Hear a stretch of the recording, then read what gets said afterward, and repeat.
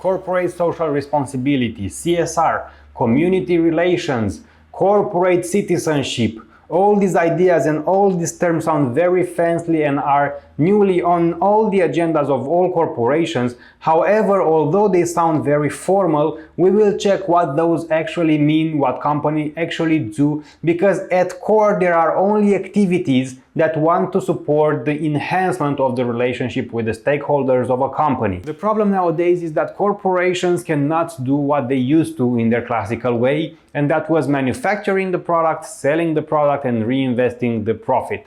Well, nowadays they need to take care about the communities they operate within, and that is because it is essential for them to have a good image and a good reputation. It's not because they want to do it, it's because they have to do it, because the society nowadays is asking these aspects from them. The difference happened because in the past, people like you and me were not able to express our opinions, we were not having access to information, but nowadays, thanks to social media, to newspapers, to all the news organizations, it's not just that we know what is happening in the society. We might know about the bad practices of a company. We actually can express our opinion targeted against the company if we don't like or we don't agree with the actions, and that can be a huge issue or a huge crisis for their image and for their reputation, and they take it very seriously. In this video we will talk everything that you need to know about this topic. I will explain you the differences between corporate citizenship and corporate social responsibility, and I will also explain you a newer concept that is called community relations. It is about what community does for the company and what the company does for the community.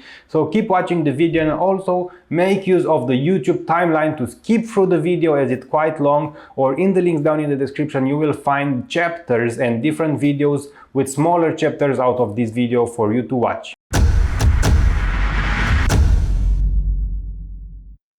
In the usual paradigm, companies were expected to behave just as economic operators. Organizations are destined to make profit in their accountability to themselves and their shareholders. The swift towards issues and corporate social responsibility and corporate citizenship suggest that organizations are expected to demonstrate a level of accountability towards the whole society. So at the core, companies do whatever they do. They manufacture, they sell, they resell, maybe they import and export, it doesn't matter. The whole point is that their actions need to be perceived by the society and their stakeholders as legitimate and ethical and good for the entire community and the environment they operate within. In other words, the society wants the companies to take care of the environment and to support the communities they operate within, because, well, without them they wouldn't be able to operate, right? So we will begin by explaining the first idiom, which is corporate citizenship. Corporate citizenship refers to the portfolio of activities that organizations undertake to fulfill perceived duties as members of the society. The underlying idea is that individual citizens have certain rights and responsibilities in society. Equally, then, organizations are granted the legal and political rights of individual citizenship, so they are ascribed to a set of rights and responsibilities. Examples of corporate citizenship include pro bono activities, corporate volunteerism, charitable contributions, support for community education and healthcare initiatives, and environmental programs, few of which are legally mandated, but many of which have to come to be expected as corporate citizens' responsibilities. So the main idea behind this is that as a citizen, we, you and me and everybody else, we have rights and we have duties. Just like we have the right, well, to work, we also have the responsibility to pay our taxes for the income we receive. That is the responsibility. We also have freedom to elect the leader we want for the society, but we have the responsibility to go and actually vote the leader we want for the society. And the idea is that if companies operate in the same society and they have certain rights, well, they should also have certain responsibilities. Let's now see, for the sake of a comparison, what corporate social responsibility is about. The World Economic Forum defines corporate social responsibility as the contribution a company makes to society through its core business activities, its social investment and philanthropy programs, and its engagement in public environmental relationships, as well as those with different stakeholders, in particular shareholders, employees, customers, business partners, governments and communities determine its impact. So, in small words and as a summary, we may say that corporate citizenship is seen quite serious and demanding that corporations act as citizens and respect their responsibilities, while in the same time corporate social responsibility, it's a bit more relaxed. It's about charity, it's about donations, it's about supporting the community. As comparing differences, corporate citizenship differs in a crucial respect from individual citizenship in society. In the state-based citizenship, there is a balance between a government that grants rights and citizens who enjoy them. On the other hand, citizens pay taxes and have political responsibilities such as voting. In citizenship of organizations, there is not this kind of symmetry.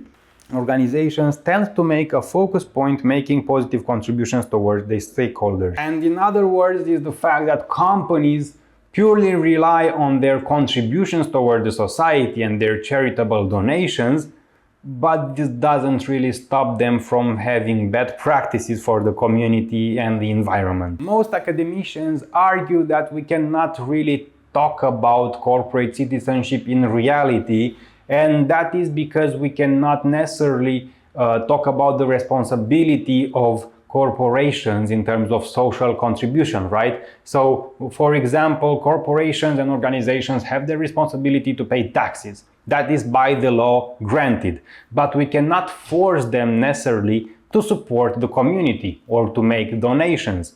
And therefore we cannot ask them to be a citizen since they don't have a force that surpasses them to act as one. So finally, let's have a resume on corporate social responsibility. The term CSR can be broadly defined as the continuing commitment by businesses to contribute to economic development while improving the quality of life of the workforce and their family, as well as of the community and society at large. It implies the adoption of the responsibilities for actions which do not have purely financial implications and which are demanded of organizations under some type of contract between them and its stakeholders in society. John Ellington introduced the notion of triple bottom line, mentioning that CSR includes people, planet, and profit. People stands for all social and labor issues both inside and outside the organization, including employee support and compensations, gender and ethnic balance of the workforce, reduction of corruptions and fraud. Planet refers to the responsibility of organizations to integrate environmental care into its business operation, such as reduction of harmful waste and residues and the development of environmentally friendly production processes. And finally, profit involves the conventional bottom line of manufacturing and selling products so as to generate financial returns for the organization and its shareholders. Because nobody knows exactly how to handle CSR, the companies know that they need to do something about it, but how do you communicate it in a nice way, not to brag about it, not to seem that you did too much or too little? Well, there is an explosion of codes of conduct about communication about CSR. The most known codes of conduct include the OECD guidelines for multinational enterprises, which include recommendations for voluntary principles and standards of ethical businesses UN Global Compact principles, which involve 10 principles that focus on human rights, working conditions, the environment, and anti-corruption. Therefore, in this perspective, since there is a lot of code of conduct that companies can follow, we have right now to present 3 strategies to communicate about the corporate social responsibility activities. The first strategy is an informational strategy. There is not necessarily a persuasive intent, but companies instead aim to produce information and news for the media, as well as a variety of brochures, societal reports, pamphlets, magazines, facts, numbers and figures to inform the general public.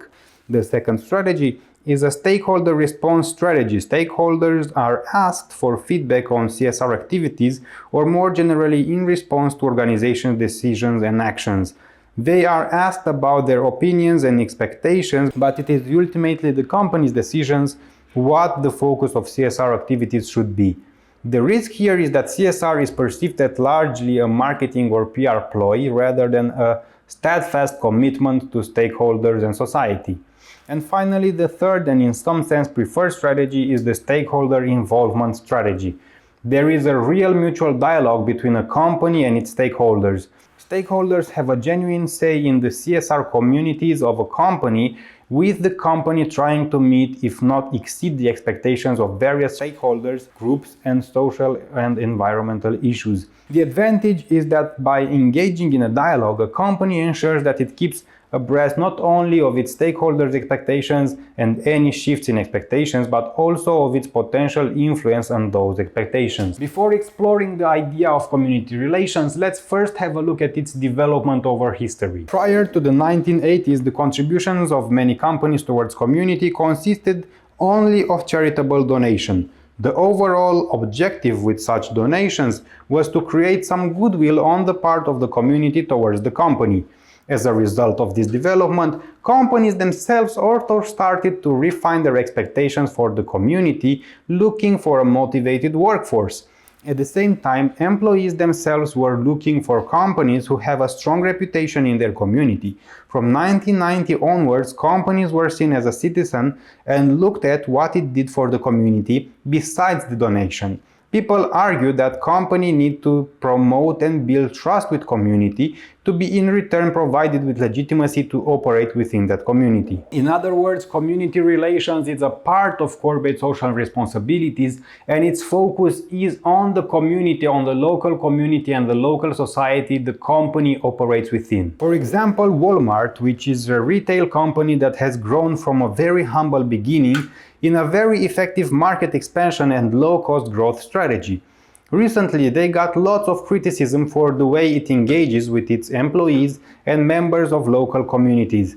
The state of Maryland, for example, passed a so-called Walmart healthcare bill early in 2006, introducing a law that would fine big companies and particularly Walmart for not picking up their fair share of employee healthcare coverage. So this is the type of involvement that is expected from companies towards its employees and stakeholders.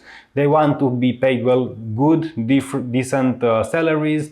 They want to have a healthcare contribution from the company. They want to have good work conditions and so on. And these are, in these days we will say normal conditions, but they were not always normal. So you maybe would ask, why are companies responsible for, accommodation? Let's say the accommodation of its employees, and why would they do that? Well, there is two reasons companies need to take care about community relations. The first reason is the social movement of anti-corporate community activism that has increased because the companies themselves have become larger and more powerful. Few large corporations control many aspects of our individual lives, from economic power to political power in lobbying governments and shaping legislation. A second reason is the so-called psychological contract between companies and communities.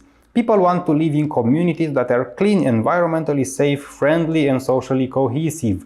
Therefore, when a company enters a community, it is expected to be supportive and to contribute toward the community, supporting its project to be involved in civic business organizations and support communities' values and way of life. In this video, we talk about the three most important ways a company can get involved in the community relations. We talk about philanthropy, we talk about volunteering, and we talk about partnerships. So as you already know, community relations is an important part of the social corporate responsibility. Companies nowadays are expected to act as citizens, to respect their responsibilities towards the community, towards the society, have a good behavior toward it.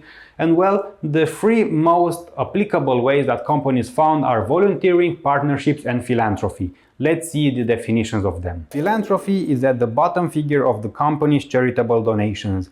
There are cash or in-kind contributions to local community causes or charities. While they may be seen as indicating a minor involvement in the community affairs, they do provide a strong symbolic signal that the company cares about the community.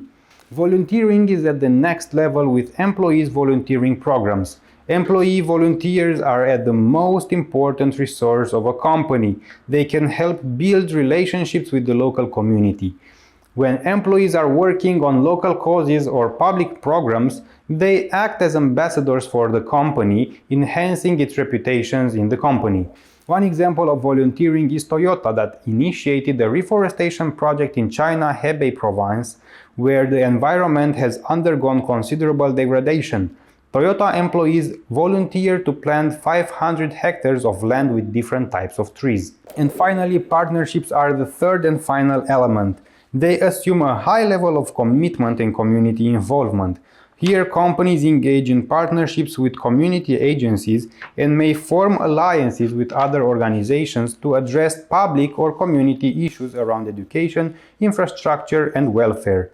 For example, Toyota partnered with Japan Alliance for humanitarian demining support in Thailand and Cambodia to provide landmine detection technologies and backup systems that made their expertise and technology available to address issues that affect local communities. This is everything that you need to know about corporate social responsibility, CSR, community relations, and corporate citizenship. I hope this video helped you to understand how communities and how corporations can communicate with their communities, the three most important strategies that they can use. And also, if you want to learn more, check the links down in the description, or you can watch this video about communication that helps companies go forward. Before checking other videos on my channel about corporate communication or marketing, I want to let you know that if you are an entrepreneur or a manager, in the links down below there is something that will help you a lot. I've created a communication plan, a marketing plan, and overall a business strategy by the book, exactly how the book says you should react and how you should build a real business plan, and you can download it in the links down below. There is a manual that will give you all the information you need to know about marketing, about communication, and about business overall to be able to come out with a business plan. And there is a notebook with step-by-step information to be followed in order to create all the business plans that you need for the company. It is really important that you should have a business plan when you have a new company or when you manage one. Therefore, check the links down in the description because it will help you greatly. Remember that you can also help me in the classical ways of liking the video, subscribing to the channel, and also leave a comment down below in the comment section. It helps me a lot with the YouTube algorithm. And of course, if you really want to support my channel, you can activate the membership options. It only costs $2, or you can buy me a coffee in the link right here. Because I drink quite a lot of coffee in creating these videos, I make the scenario with all the information, I film the videos, I edit the videos so you can watch them for free. All these thank you options are available for you, and I will see you at the next episode.